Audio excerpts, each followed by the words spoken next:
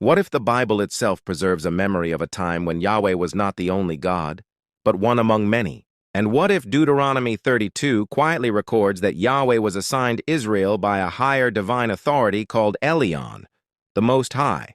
Let's read the text. Literally, in older manuscript traditions of Deuteronomy 32, 8-9, especially the Dead Sea Scrolls and early Greek translations, the text reads differently from many modern Bibles. Instead of saying nations were divided according to the sons of Israel, older witnesses say, sons of God, or divine beings, or angels of God.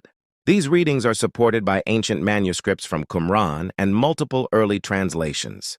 When the Most High, Elyon, divided the nations of the world, he assigned them according to the number of the sons of God, and Yahweh's portion was Israel. Scholars note this can reflect an ancient worldview where a supreme high God distributed nations among lesser divine beings. Some academic interpretations suggest this preserves an early Israelite memory of a divine council structure where Elyon presided above other divine figures.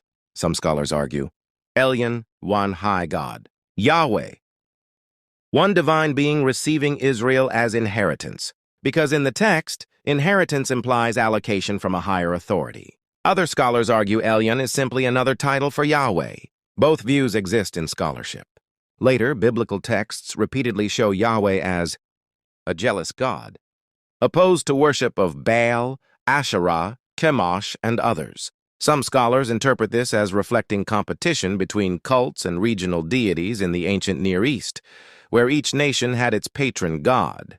If Deuteronomy 32 preserves an earlier stage, then later jealousy language could reflect religious centralization, theological evolution, or consolidation of worship into one supreme deity.